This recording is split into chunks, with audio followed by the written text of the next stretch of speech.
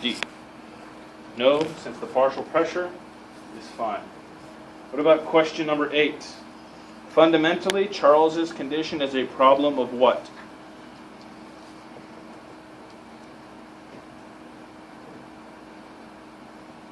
Is he pulling in adequate amounts of air? So pulmonary ventilation is not a problem, right?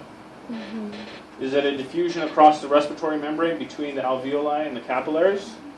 No. No, because the concentration of oxygen in the plasma is fine. So that's not an issue. Okay. What about D? Exchange of dissolved gases between the blood and the interstitial fluid between the tissues. Remember, that oxygen that diffuses from the capillary beds to the tissues comes from where? Not the hemoglobin. Bilirubin? Comes from the plasma. Oh. Right? And when plasma concentrations of oxygen drop, then the hemoglobin donates its oxygen to the plasma. It's not like the hemoglobin giving here's an oxygen for you. Okay, what about E? Absorption of oxygen and release of carbon dioxide by the cells. Oxygen levels normal. CO2 levels normal. So that's not it. So it has to be the transport of gases between the capillaries of the alveoli and the capillaries of the tissues. So our issue here is one of transport. The molecule that is transporting the oxygen is doing a piss poor job of it. Question number 9. With regard to the physiology of external respiration, Charles's disorder is most analogous to what? A lot of words. Again. Try to simplify it. What happens when you're hypoventilating? Daily. You're taking in short breaths of air. Short breaths of air? Yeah. So the partial pressure of oxygen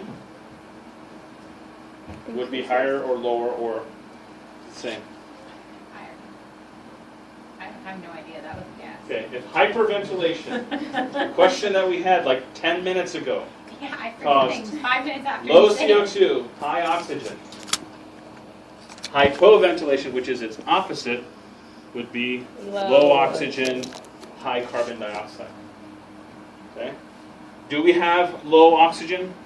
Is that an issue? Right? Not low oxygen in the plasma. Okay? Altitude sickness.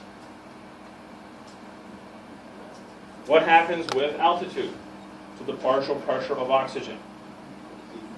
It decreases. Yet we know that its partial pressure is normal, so it can't be that.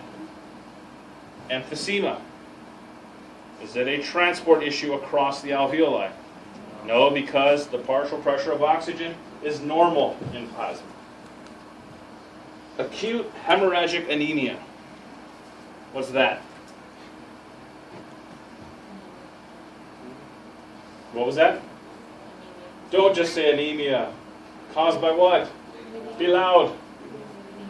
Bleeding out, right? And you're losing red blood cells, which have what molecule?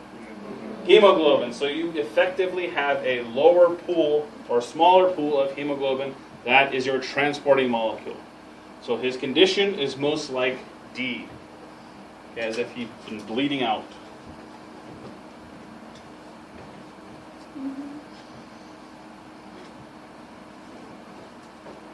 So which of the following is not an appropriate component of an aggressive treatment plan?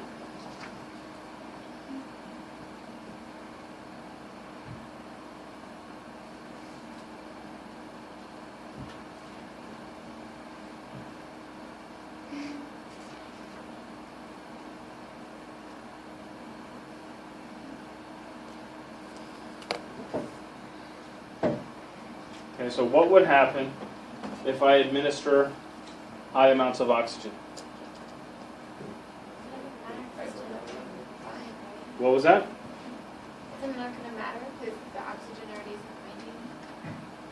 But if it's a high percentage of oxygen, higher than the 21 or whatever percentage of oxygen in normal air, what does it do to my bulk flow? Right? So now I have a higher concentration of oxygen in the plasma. So that should alleviate some of his symptoms. Okay, what about D? Administration of a breathing gas mixture with elevated levels of carbon dioxide. What's the carbon dioxide going to do?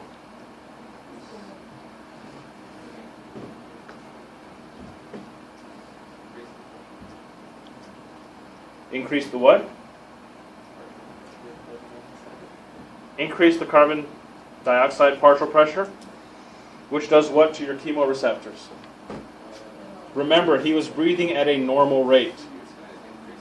Okay, so you're basically tricking your mind into breathing harder and faster by sucking on carbon dioxide, which is kind of counterintuitive. He's not going to breathe more shallow.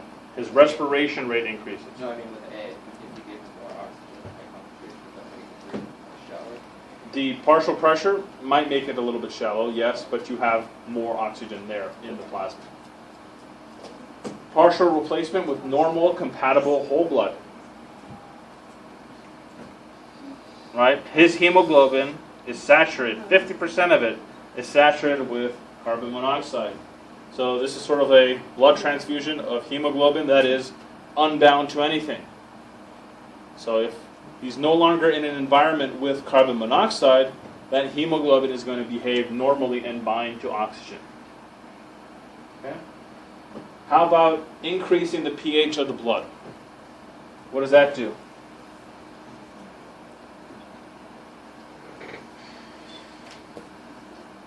It's all about that oxygen hemoglobin dissociation curve. Right? It would shift it such that he has more usable oxygen. Okay? So B. So the correct answer is B, yes. That's not an effective treatment. Okay? So the